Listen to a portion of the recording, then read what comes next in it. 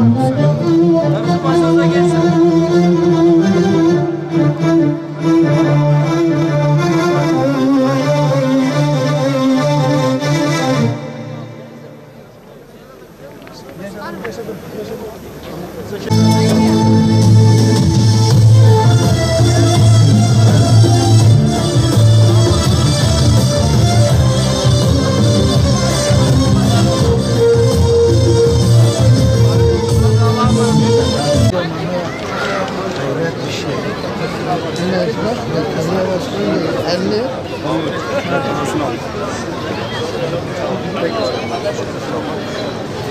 Merhaba.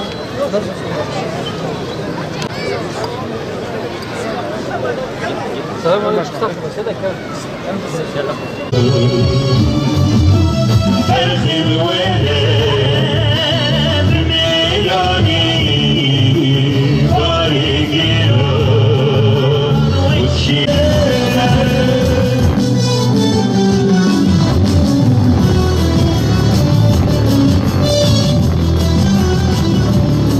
Kıymetli misafirler, değerli dostlar, ben öncelikle Abdullah kardeşimiz ile Rahime kızımızın bu izdivacının mübarek olmasını dileyerek sözlerime başlamak istiyorum. Burada kendimizi misafir olarak görmüyoruz. Hamdi hocam ve Abdülhamid amcam haklarını helal etsinler. Onlar adına da ben hepinize, bütün davetlere hoş geldiniz demek istiyorum.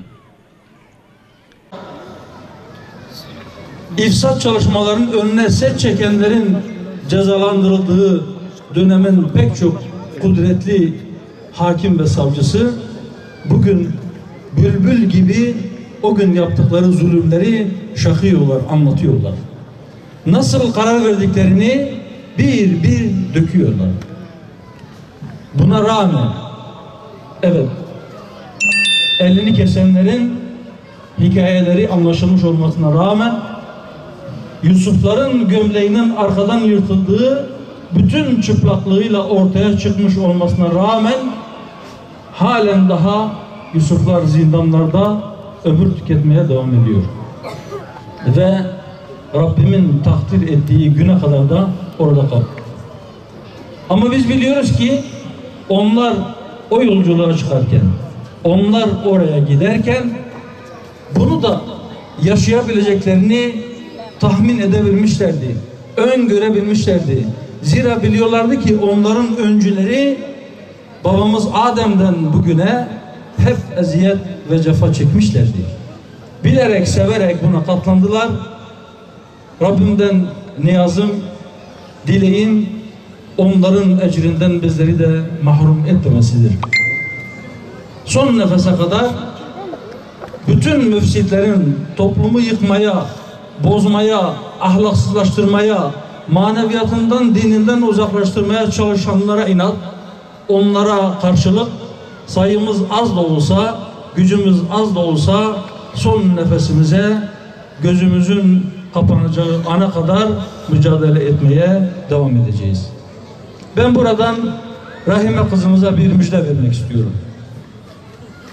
1992'den beri tanıdığım birisi olarak cezaevinde defalarca ziyaret ettiğim, dosyasını takip ettiğim bir şahıs olarak söylüyorum. Gerçekten başına talih kuşu kondu.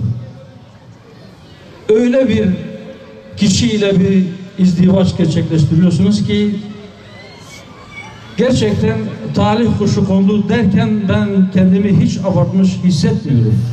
İnşallah Allah'tan dileğim bu izdivaçtan dolayı taraflardan hiçbirine Rabbim pişmanlık vermesin. Keşke dedirtmesin. Keşke bu iş olmasaydı dedirtmesin. Ailelere de bu izdivacı huzura, berekete, kardeşliğe, birliğe, beraberliğe vesile kılsın. Bütün ümmete mübarek olsun diyorum. Allah hepinizden razı olsun. Tekrar ben hem gelini hem damadı tebrik ediyorum. Ailelerini de tebrik ediyorum.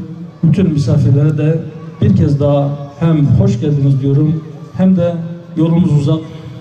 Biz biliyorsunuz Urfa dışından geldik. Yola çıkacağız. Allah'a ısmarladık diyorum.